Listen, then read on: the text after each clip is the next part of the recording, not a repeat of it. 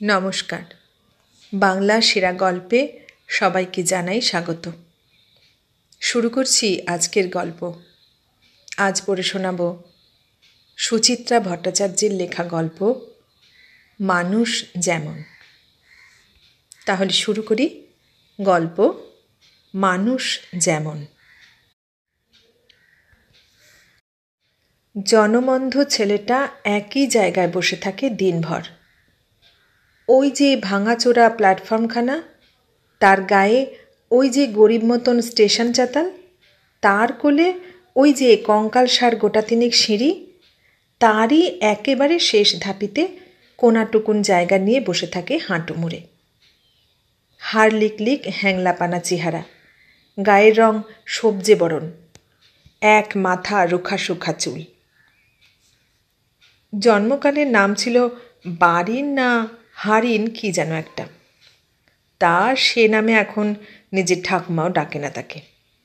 নামটা ভারী অপয়াজে। নাম দেওয়ার পরপরই হঠাৎ একদিন আলটপকা জ্বরে মরে গেল ছেলের বাপটা।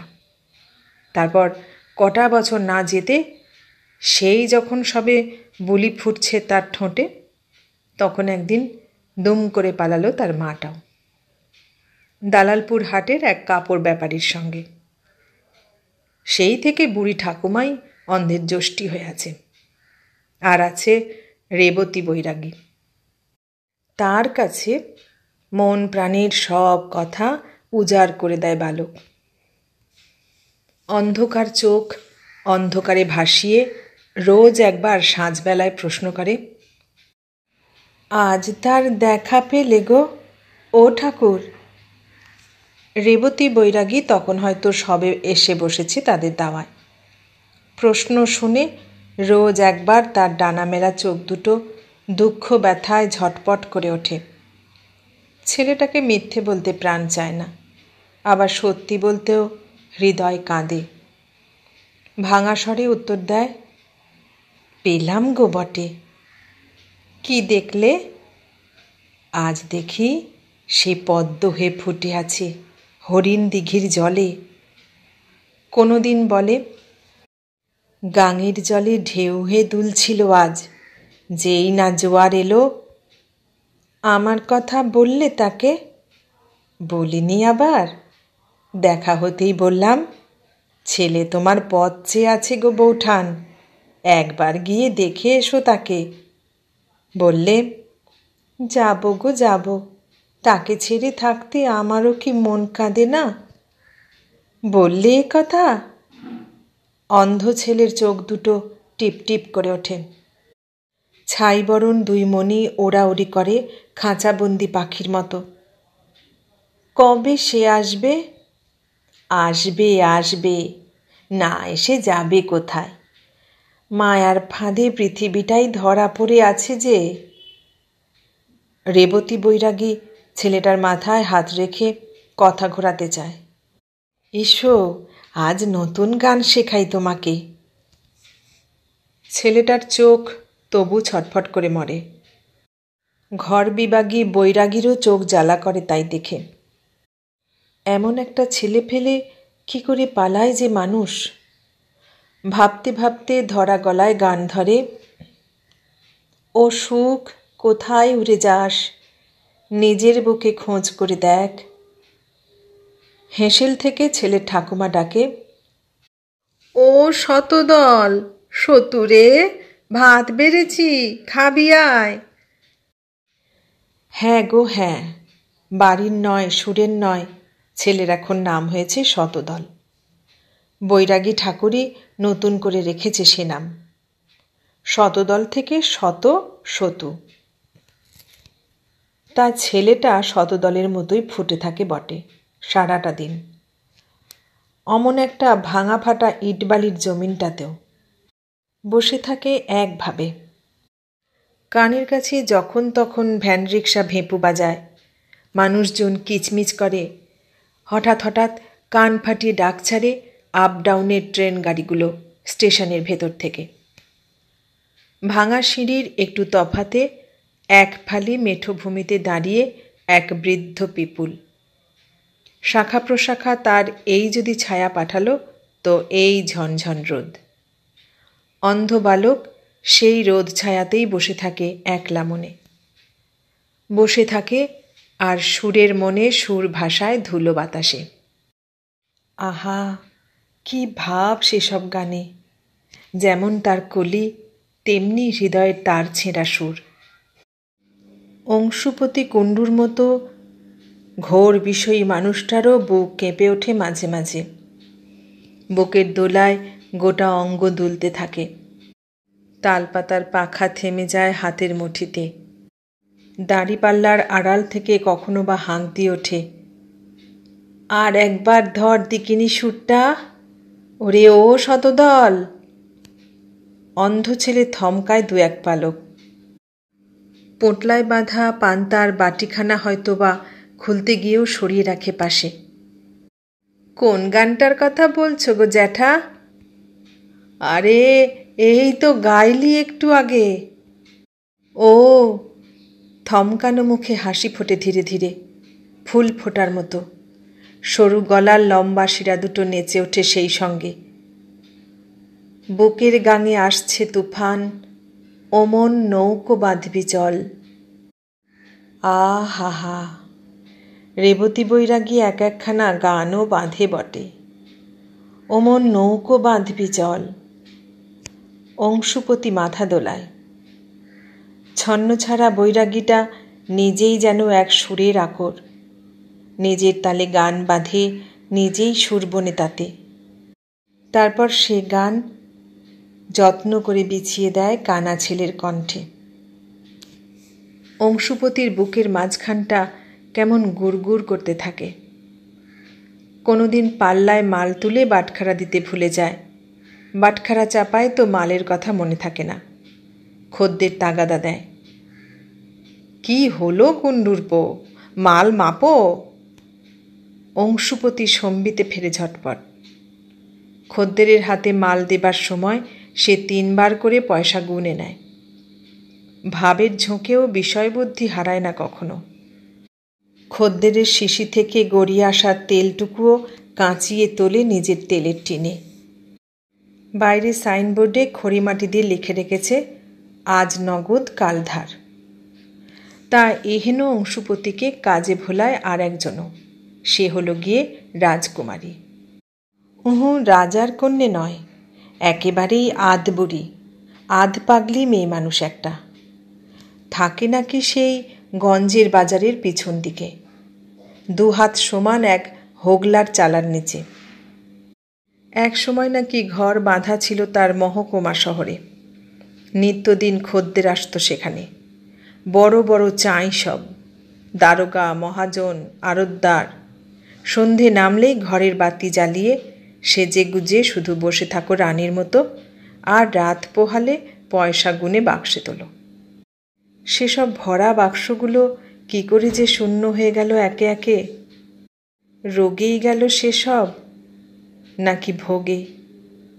না, রাজকুমারী অত শত ভাবতে পারে না আজকাল। বয়সের সঙ্গে সঙ্গে মাথাটাও তার বুড়িয়ে গেছে একেবারে। হ্যাঁ, রোগে একটা ধরেছিল তাকে বটে। কবে যেন ধরেছিল, কত যুগ আগে কে জানে। তখন থেকেই বুঝি মানুষ আসা বন্ধ হয়েছে তার ঘরে। কোন মানুষটাই বা অমন কালরোগ দিয়ে গেল তার শরীরে? মাছের বাজারের আড়তদার, নাকি গাংপাড়ের সেই ফর্সাপানা মহাজন, নাকি গঞ্জের বাজারের সবজিওয়ালাগুলো, নাকি আর কেউ? রাজকুমারী জানে না সেসব। দুনিয়ার মানুষের মুখ কবে থেকে সব একরকম হয়ে গেছে তার কাছে, শুধু একটা মুখ ছাড়া, তাও কেমন ঝাপসা মতন। সেই যে যার নাম ছিল অষ্ট। অষ্ট না বিষ্টু, না, তার নামটাও আর ঠিক ঠিক মনে নেই রাজকুমারীর।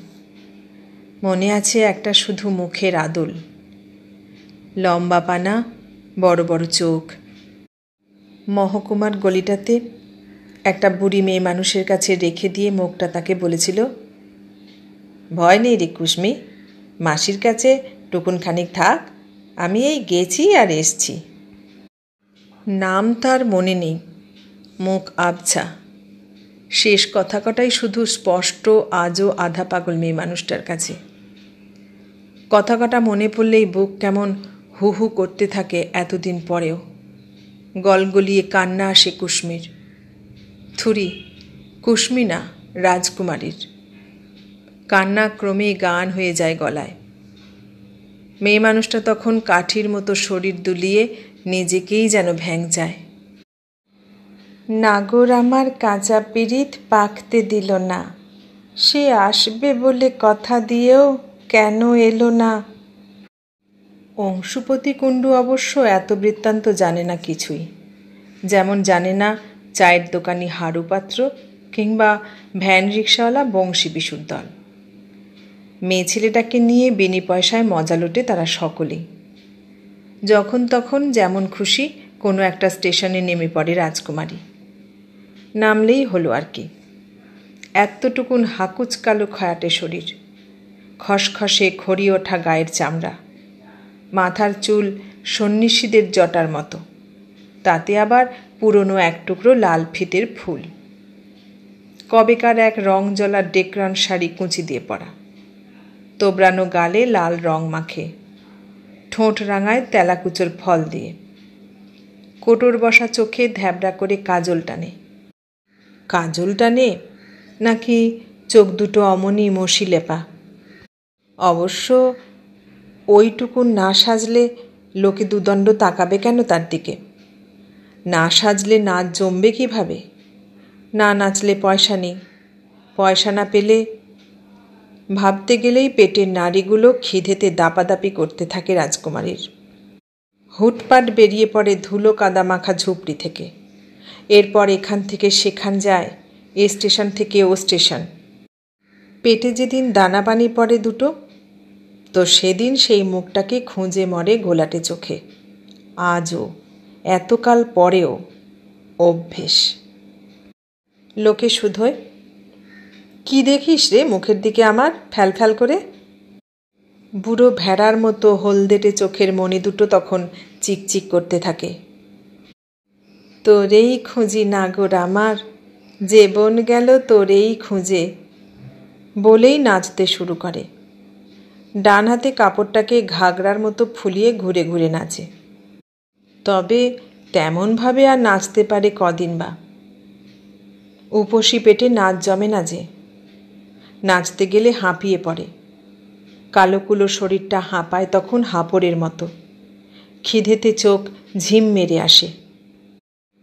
এবার একটা ডবল রুটি দাও, দাও না গো। অংশুপতি হ্যাঁ হ্যাঁ হাসে তাই দেখে। দেব দেব, তার আগে আর একখানা নাচ দেখা, সেই যে রে সেই নাচটা। হারু চেঁচায় চায়ের দোকান থেকে, রুটি কি মাগনা আসে? হ্যাঁ, নাচ হোক। বংশী দূর থেকে সিটি বাজায়, নাচ মেরি জান ফটাফট। নিত্য অংশুপতিকে চোখ টেপে, মাগির সাজের বাহার কেমন দিনকে দিন খুলছে দেখেছ অংশুদা? কপালে আবার কাঁচ পোকা টিপ সেটেছে। মানায়নি বলো না গো। রাজকুমারী কোমরখানা বেঁকাতে গিয়েও পারে না, মাজা খচখচ করে ওঠে। দিনভর কোথায় থেকে যে কোথায় হেঁটে মরতে হয়, হাঁটাই সার। আজকালকার মানুষজন বড় শিয়ানা। দুদণ্ড দাঁড়িয়ে নাচ দেখে বটে অনেকেই, তারপর পেছন ঘুরে টিপ্পনি কেটে চলে যায় যে যার মতো। হাত উল্টে আদলাটাও দিতে চায় না ঝট করে। অংশুপতি কুণ্ডুই খালি দিয়ে ফেলে মাঝে মাঝে। নাচ দেখে মনটা খুশি হলেই দরাজ গলায় দোকানের ছোকরাটাকে বলে, দে, দিয়ে দে কোয়াটার একখানা, সঙ্গে তবে ভেলিগুড় দাও টুকুন খানিক। রাজকুমারী আঁকা ভুরু এদিক ওদিক ওড়াবার চেষ্টা করে। ঠিক ঠিক আর ওড়ে না, কেমন ভাঁজ পড়ে। রক্তমাখা গাল তুবড়ে মুবড়ে ঢুকে যায় মুখ গহ্বরে। এসব দেখেই অংশুপতির রসে বসে দিন কাটে। কারবারের ফাঁকে ফাঁকে মাপ মতো রস টেনে নেয় বুকে, রস নিয়ে খেলা করে। আর মাঝে মাঝে দোকানের ছেলেটাকে ধমকে ওঠে, ঠিকভাবে মাপ, ঠিকভাবে মাপ। আহ, অতখানি চিনি ফেলে দিলি। সকাল গড়িয়ে দুপুর আসে, দুপুর গেলে বিকেল। তখনও হয়তো বসে বসে গান গেয়ে চলেছে অন্ধ শতদল। ঠাকুমা বুড়িটা তাকে নিতে আসে তারও পরে, একেবারে সেই সাঁঝের মুখে, ঘরের মানুষ ঘরে ফিরে যখন। স্টেশন বাতিরা টিপ টিপ জ্বলে ওঠে, স্টেশনের ওপারে সন্ধ্যা বাজার বসে, লাইন পাড়ের চোলাইখানায় আসর জমতে শুরু করে। ঠাকুমা বুড়ি এসে নাতি তোলার আগে পয়সা তোলে, 5 পয়সা, 10 পয়সা, 20, 25, কোনো দিন 5-6 টাকা অবধি পৌঁছে যায়। তবে তা কোনো কোনো দিনই। যেসব দিন হাট বসে দালালপুরে, বড় বড় ব্যাপারী আসে সেসব দিনে। বাকি দিন 2, 2.5, 3 মেরে কেটে 4। গুনে গুনে পয়সা তোলে বুড়ি আঁচলে বাঁধে। সেই আঁচলে ঘাম মুছে নেয় নাতির মুখের। সোহাগ মাখা গলায় বলে, ও দাদু, পান্তাটুকুন সব খেয়েছিলি তো? জিজ্ঞেস করার কারণও আছে। অংশুপতির মুখে শুনেছে নাতি নাকি প্রায়ই তার পান্তার ভাগ দেয় আধবুড়ি বেবুস সেটাকে। মাসি বোনপো হয়েছে নাকি দুজনে, ঘুরে ফিরে তাই রোজই এক প্রশ্ন করে। শান্ত নাতি ঘাড় নাড়ে, ডবকা মতন টিফিন বাটিটা হাতড়ে হাতড়ে তুলে নেয় বগলের কাছে। হলুদ ছোপ দাঁতে হাসি ফোটে। কাল আমাকে বাদাম নাড়ু কিনে দিবি 2? কেন? রাজকুমারী মাসিকে দেবো। খবরদার! বুড়ির ঝনঝনি ওঠে। তোকে না বারণ করেছি তার সঙ্গে কথা বলতে? নাতি তবু বলে, মাসি বড় ভালো গায় রে ঠাকমা। হ্যাঁ রে, গাক গিয়ে আর মা মাসি পাতাতে হবে নি, অনেক মা মাসি দেখলাম। ছেলেটা তখন চুপ মেরে যায়, মুখখানা থমথম করে ওঠে। ঠাকুমা বুড়ি আদর করে কাছে টানে তখন। চল, তোকে কাটি আইসক্রিম কিনে দেবো, চল। কোনোদিন বলে, তোর জন্য কেমন কুচো চিংড়ি ঝোল রেঁধে রেখেছি দেখবি, চল। আর গরম গরম ভাত। ঠাকুমার কাঁধে হাত রেখে নাতি উঠে পড়ে একসময়, পা ঘষে ঘষে এগোয় মেঠো পথ ধরে।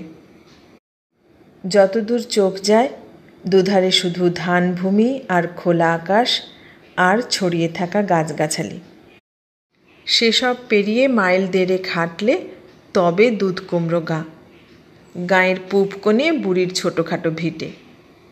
রেবতী বৈরাগীর চালা তার কিছুটা আগে, গাঁয়ের একটু বাইরে, একেবারে ফাঁকা ধান বাদার মধ্যিখানে। যেতে যেতে ঠাকুমা নাতি ক্ষণিক দাঁড়াবে বৈরাগীর দুয়োর ধারে, দাঁড়াবেই। ও বৈরাগী ঠাকুর, ঘরে ফিরেছ নাকি? বৈরাগী এক ছুটে দালান ধারে এসে দাঁড়াবে সে সময়। এসেছি ভাই শতদল, এখনই তো এলাম। কদ্দূর গিয়েছিলে গো আজ?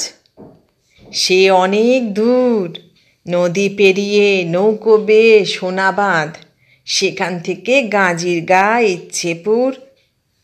বুড়ি হিসেবে প্রশ্ন তুলবে, কত মিলল? এই মিলল, প্রাণ পাখিটার পেট ভরাতে যতটুকুন খুঁত লাগে আর কি। বুড়ি সাবধানে চারদিক দেখে নেবে তখন।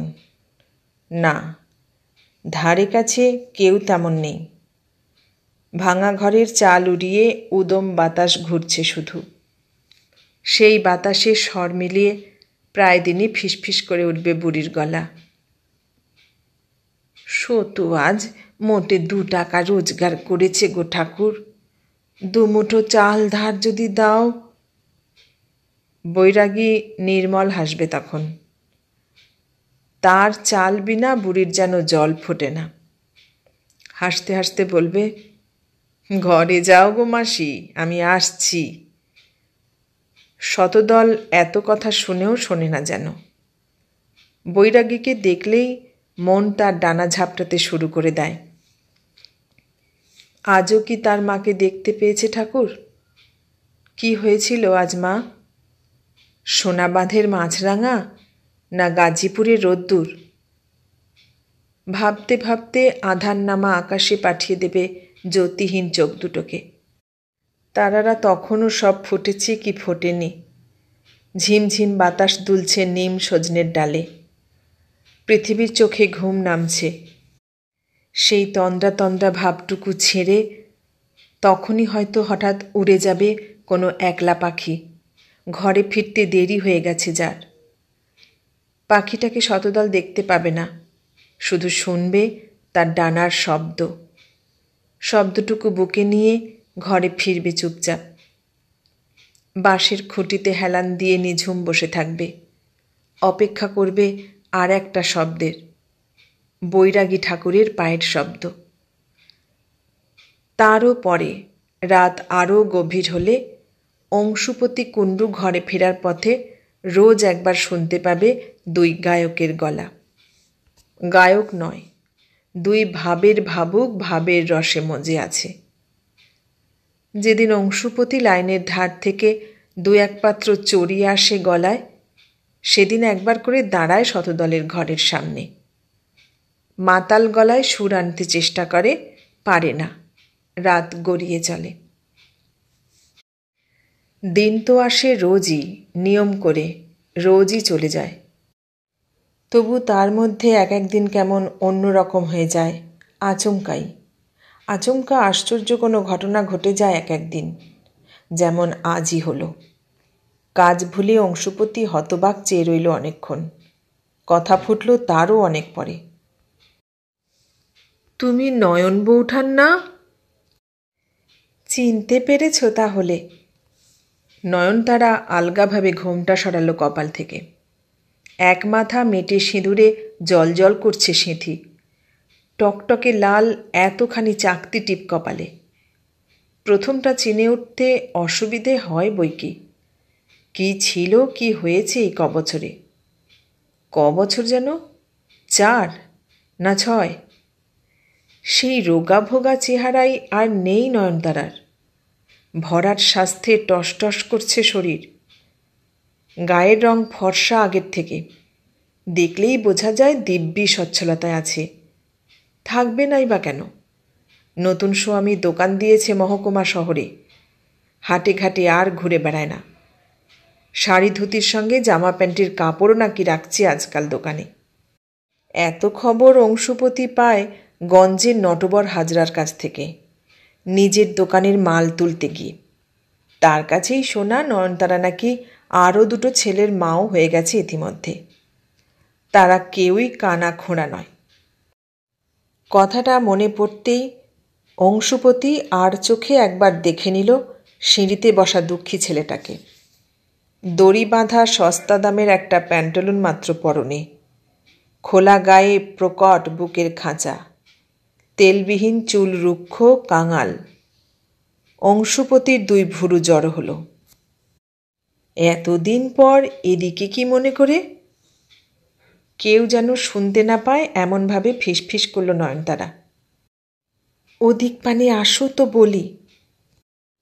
ভরা বেলায় দোকানে এখন খদ্দের গজগজ করছে। এ যদি চাল চাইছে তো ও চাইছে কেরোসিন তেল। দোকান ছেড়ে ওঠা মুশকিল। অংশুপতি তবু ঝপ করে না বলতে পারল না। কৌতূহল হামা টানছে মাথায়। নিচু স্বরে বলল, ঠিক আছে, বসো একটু। ডাউনে গাড়ি ঢুকছে স্টেশনে। ভোঁ বাজিয়ে ছেড়েও গেল। নয়নতারা সরে দাঁড়ালো একধারে। চওড়া পেরে তাঁত শাড়িতে আরও ভালো করে ঢেকে নিল মুখ, যেন কেউ না চিনে ফেলে। ভিড় একটু কমতে মেঠো পথের দিকে গেল 2-4 পা। কি ভেবে ফিরল আবার। স্থির হয়ে কয়েক পলক দেখল অভাগা ছেলেটাকে। এগোতে গিয়েও এগোলো না। ঘোমটার ফাঁক দিয়ে অস্থির চোখে অংশুপতিকে দেখল। অংশুপতিও আড়ে ঠাড়ে দেখে নিচ্ছে মেয়ে মানুষটাকে। কী মতলবে এসেছে এখানে এতদিন পর? ট্রেন থেকে নেমে ছেলের সঙ্গেই কথা বলছিল প্রথমে। কি বলেছে কে জানে। ছেলেটা গান টান থামিয়ে বসে আছে তখন থেকেই। শূন্য চোখে কি যেন ভাবছে। অন্ধ চোখে মনের ভাষাও ছাই ফোটে না। অংশুপতি ক্রমে অধৈর্য হল। নয়নতারা ফের যাচ্ছে ছেলের দিকে। অংশুপতি এক লাফে নেমে এলো দোকান থেকে। একেবারে নয়নতারার পথ আগলে দাঁড়িয়েছে। কী বলতে চাও চটপট বলে ফেলো। আশেপাশের লোকজনের কৌতূহলী দৃষ্টি দুজনের দিকে। তবে নয়নতারাকে দেখলেও ঝপ করে কেউ চিনতে পারবে না। দুধ কুমড়োর মানুষও এদিকে এখন নেই বিশেষ। তবু নয়নতারা ঘোমটা সরালো না একটুও। কালা মুখ দেখাতে বুঝি লজ্জা পাচ্ছে। কাপড়ের ফাঁক দিয়ে মৃদু গলায় বলল, ছেলেটাকে নিয়ে যেতে এসেছি ঠাকুরপো। দুধ কুমড়োর অংশুপতি চকিতে গোটা গায়ের মাতব্বর হয়ে গেল যেন। কড়া গলায় জেরা শুরু করল। কেন? বারে, নিজের ছেলেকে নিজে নিয়ে যাব। না। অংশুপতির গলা কঠিন হলো আরও। কিসের ছেলে তোমার? কে ছেলে? ফেলে পালানোর সময় মনে ছিল না? নয়নতারা মাথা নামালো। দেখো বাপু, এতদিন পর তোমার এখানে আসা ঠিক হয়নি। তোমার শাশুড়ি জানলে পরে। বলেই খেয়াল হলো নয়নতারা তো বিয়ে করেছে ফের, আগের শ্বশুর ঘর ত্যাগ করে। বিধবা কপালে সিঁদুর এঁকে কথাটাকে গপ করে গিলে নিল অংশুপতি। মানে তোমার সঙ্গে আর কোনো সম্পর্ক নেই তার, বুঝলে? কেউ না দেখুক, আমরা তো দেখেছি। অন্ধ ছেলেটাকে কি কষ্টেই না মানুষ করেছে বুড়িটা, কত দুঃখে শোকে তাপে। সহসা নয়নতারা কেঁদে উঠল ফোঁচ ফোঁচ করে। কাঁদতে কাঁদতে অংশুপতির পায়ের গোড়ায় পড়ে যায় আর কি। অংশুপতি সামান্য নরম হলো। ফোঁপানোর কি আছে? যাও না, ছেলেকে গিয়ে বলে দেখো, সে যদি নিজে থেকে যেতে চায়। তুমি একটু তাকে বলে দাও তবে। নয়নতারা নাক টানল। বলে দাও যে আমি তার মা। আমি কেন? তুমি তাকে বলনি? বলেছিলাম। ঘোমটা দিয়ে চোখ মুছল নয়নতারা। কতবার করে বললাম, সে মোটে বিশ্বাসই করতে চায় না। বলে মা নাকি তার পাখি হয়ে বাসা বেঁধে আছে ইচ্ছেপুরের কোন শিমুল ডালে। বলতে বলতে আবার ঝুঁকেছে। তোমার পায়ে পড়ি ঠাকুরপো, তুমি বললে সে বিশ্বাস করবে। অংশুপতি কয়েক পা পিছল এবার। বিষয়বুদ্ধি চিরিক চিরিক করে যেন টোকা দিচ্ছে মাথায়। ভেবে নিতে কয়েক মুহূর্তের বেশি সময় লাগল না। বুড়িটার সঙ্গে একটু বেইমানি করা হয়, তা হোক। এ সুযোগ ছাড়া বুদ্ধিমানের কাজ হবে না। আর এমন কী বা বেইমানি? মা যদি সত্যি সত্যি ছেলে নিতে আসে, তাহলে তাকে তার কাছে ফিরিয়ে দেওয়াই তো ধর্মের কাজ। ছেলেটাও কবে থেকে পথ চেয়ে বসে আছে। তা বলে মা যে অন্যায়টা করেছে তার মাসুল দেবে না? মূল্য ছাড়া কিছু পাওয়া যায় না দুনিয়ায়। অংশুপতি গলার সঙ্গে বিবেকটাকেও ঝেড়ে পরিষ্কার করে নিল। বলতে পারি, তার বদলে কিছু টাকা দিতে হবে। প্রস্তাবটার জন্য আদৌ তৈরি ছিল না নয়নতারা।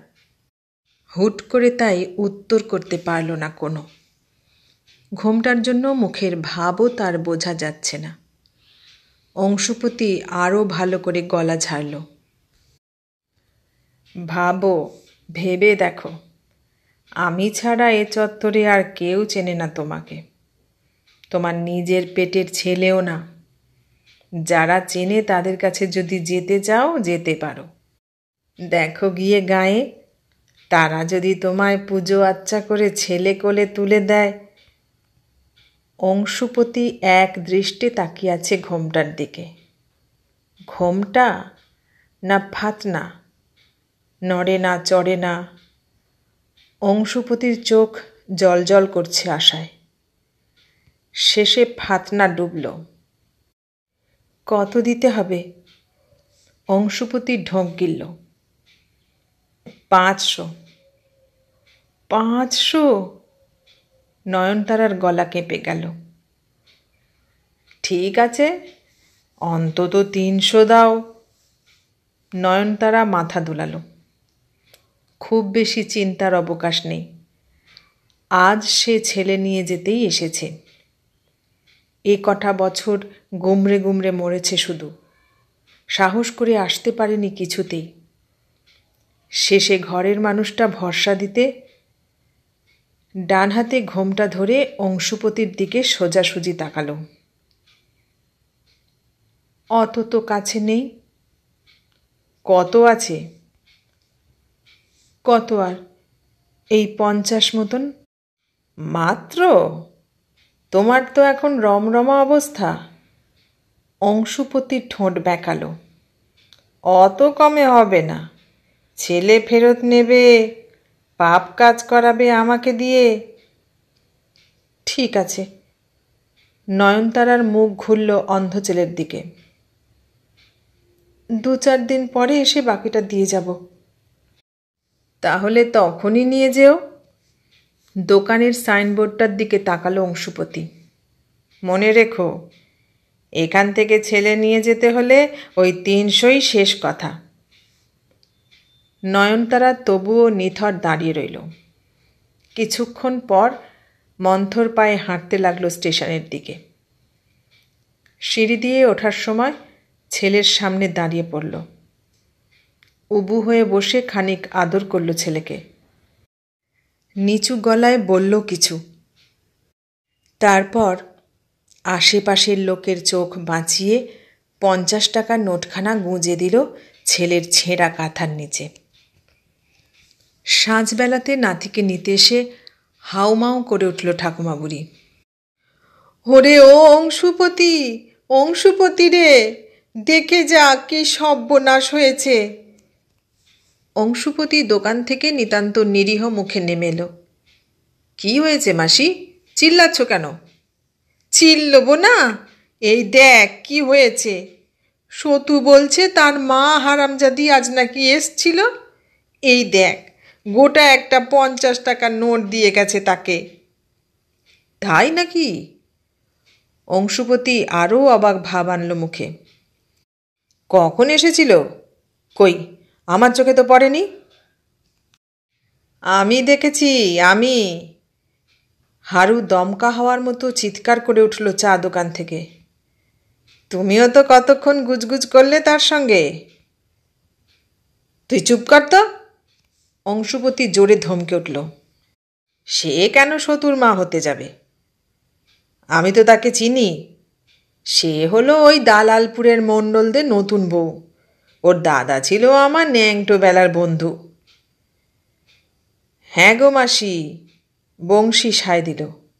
খুব বড় লোকের বউ বলে মনে হলো। ও মা গো! বুড়ি কপালে তুলল চোখ। সেই এত বড় টাকাটা দিয়ে গেল সতুকে? কেন দিল? কেন আবার? মায়া লেগেছে বোধহয়।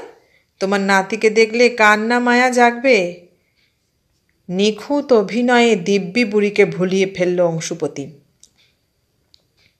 ধুলো ছিটল আর 5টা চোখেও। সঙ্গে সঙ্গে মনে আফসোসও আসছে বড়। তার চোখ এড়িয়ে নয়নতারা কখন চালান করলো টাকাটা। শতদলের দিকে চোখ কুঁচকে তাকালো। এত কথার মাঝেও চুপ করে বসে আছে ছেলেটা। একসময় ঠাকুমার কাঁধ আঁকড়ে উঠে দাঁড়ালো। অন্ধ চোখ দুটো কষ্ট ব্যথায় ছলছল করছে কি? নাতি ঠাকুমা গায়ের পথে অন্ধকারে মিলিয়ে যেতে অংশুপতি মনে মনে বলল, মাপ করে দে বাপধন, মন খারাপ করে থাকিস না। তোর মনের ইচ্ছা আমি পূরণ করে দেব। সবুর কর, আর 2 দিন সবুর কর। হ্যাঁ, সবুর করা। এ পৃথিবীতে সবুর তো করছে সবাই। শতদল যদি করে তার মায়ের জন্য, অংশুপতি করে টাকার। শতদলের ঠাকুমা যদি পথ চেয়ে থাকে সুখের, তো রেবতী বৈরাগী দিন গুনছে সুন্দরের। অমন যে নেলা খ্যাপা আধবুড়ি বেশ্যাটা, সেও দেখো জীবনভর খুঁজে বেড়ালো সেই নাগরটাকে। অষ্ট না বিষ্টু যার নাম। আসবে বলে কথা দিয়েও যে আর ফেরেনি কোনো দিন। এভাবেই জীবনের জন্যে প্রতীক্ষা ফুরোলে তবেই কি মৃত্যু আসে, নাকি মৃত্যুতেই শেষ হয় প্রতীক্ষা, কে জানে। একেবারে শেষকালে আধপাগলি রাজকুমারী নাকি দেখা পেয়েছিল সে নাগরের। সত্যি কি পেয়েছিল? ঘটনা যাই হোক, গল্পটা কিন্তু মুখে মুখে রটে গেছে অনেক দূর পর্যন্ত। এ স্টেশন থেকে সে স্টেশন, এ গাঁ থেকে সে গাঁ। হরু বলে, বুঝলে অংশুদা, আমার এক বন্ধু নিজের চোখে দেখেছে শম্পানগর স্টেশনে দাঁড়িয়েছিল রাজকুমারী, বোধহয় এদিক পানেই আসছিল। না রে, এদিক পানে নয়, বংশী চোখ ঘোরায়। শহরের দিকেই যাওয়ার মন ছিল। তা হলো কি, একটা এই ছোকরা মতো মানুষ দাঁড়িয়েছিল অন্য পারে, রেলিংয়ের ধারে। একটু বুঝি রোগা মতন গড়ন, বড় বড় চোখ। ইচ্ছেপুরের দিকে না কোথায় থাকে। তাকেই দেখে মেয়ে ছেলেটা ছোকরা মতো। অংশুপতি বারবার জিজ্ঞাসা করা প্রশ্নটা আবারও ছোঁড়ে ছেলেগুলোর দিকে। হিসেবটা মেলাতে পারে না কিছুতেই। ছোকরাই যদি হবে তবে সে আধবুড়িটার নাগর হয় কি করে? ওই তো হলো কথা। হরু মাথা নাড়ে।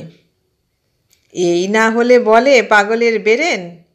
পাগল বলেই না ছেলের বয়সী ছেলেটাকে জাপটে ধরল অমন করে। সঙ্গে সে কি কান ফাটানো চিৎকার, পেয়েছি গো, এতদিনে খুঁজে পেয়েছি। অংশুপতি বলল, শুনলাম ছেলেটা নাকি ছাড়িয়েও নিয়েছিল নিজেকে। নিত্য ফোড়ন কাটে। সে তো খানিক ধস্তাধস্তির পরে গো। প্রথমটা সেও তো ঘাবড়ে মাবড়ে একসা। বলে, করো কি মাসি, করো কি? রাজকুমারীর রং কাদা সবই নাকি তার শরীরে ল্যাবড়া লেবড়ি তখন। এ হে হে, এহেই বটে। ছেলেটা তো নিজেকে ছাড়িয়ে নিয়ে লাইন টপকে ওধারে চলে গেছে।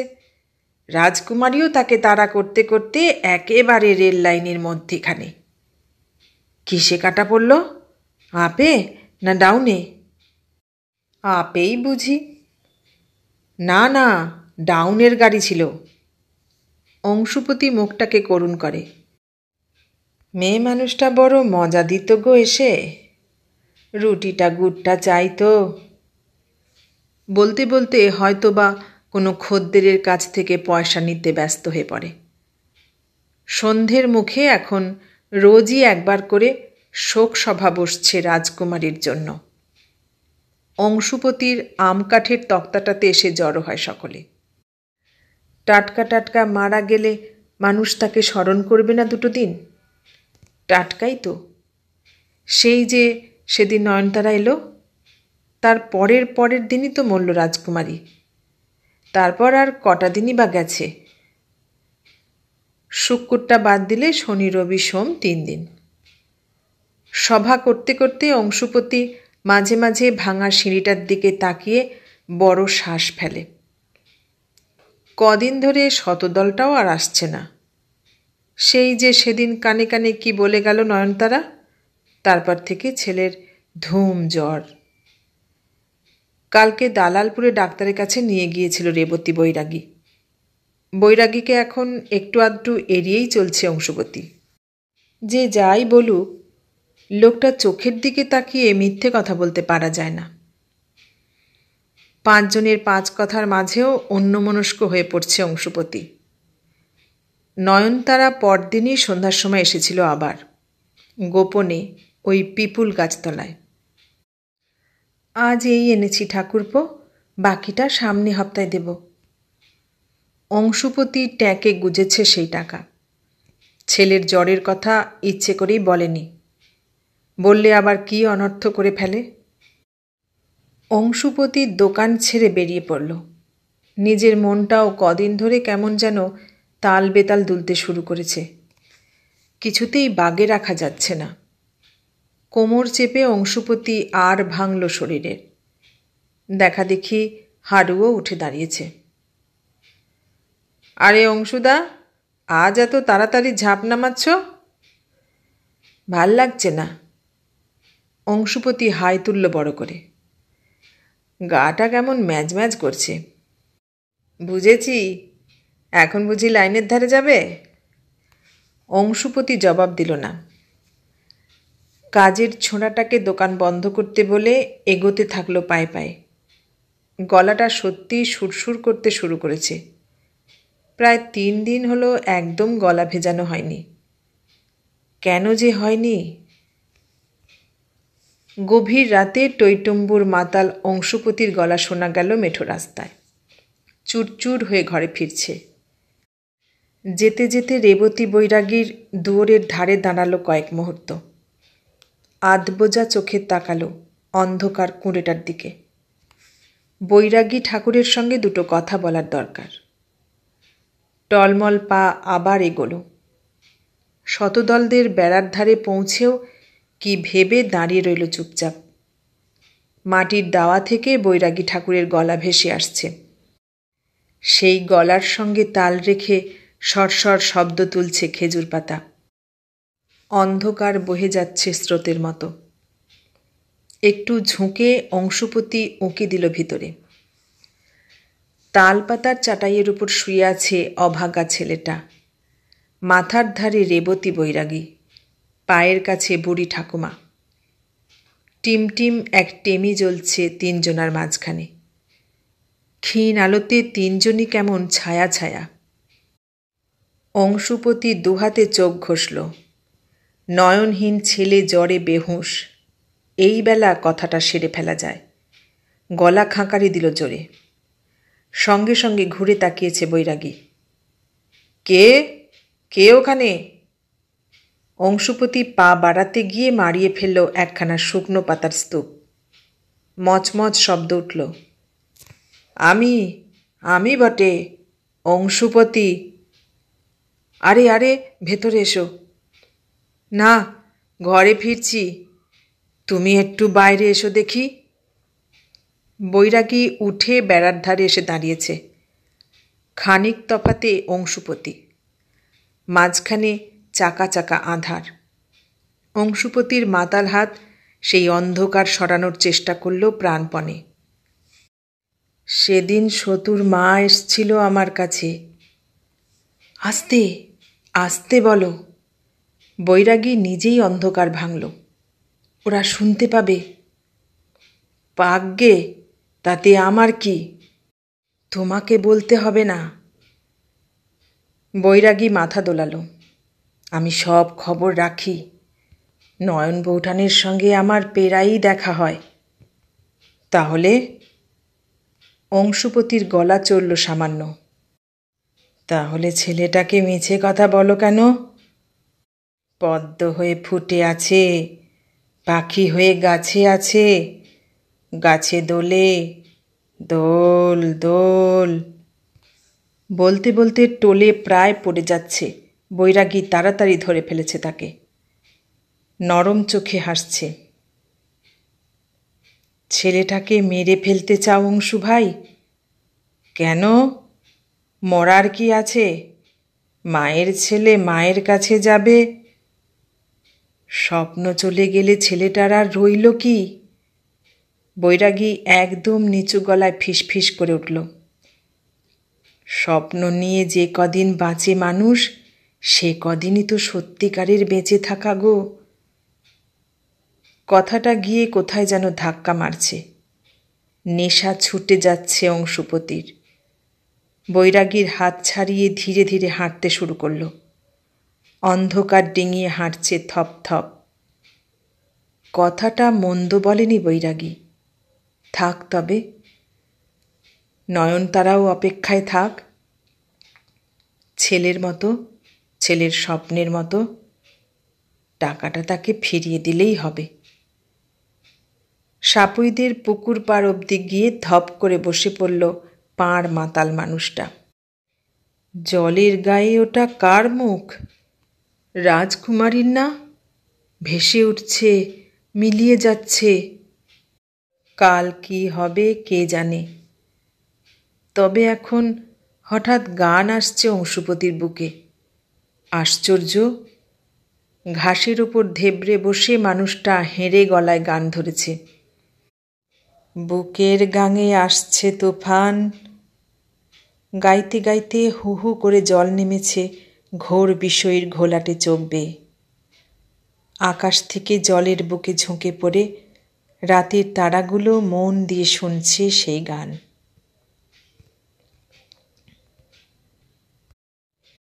সুচিত্রা ভট্টাচার্যের লেখা গল্প মানুষ যেমন এখানেই শেষ হলো। কেমন লাগলো গল্পটা? ভালো লাগলে লাইক কমেন্ট শেয়ার করবেন, আর নতুন বন্ধু হলে সাবস্ক্রাইব করার অনুরোধ রইল। সবাইকে অনেক ধন্যবাদ জানিয়ে আজ এখানেই শেষ করলাম।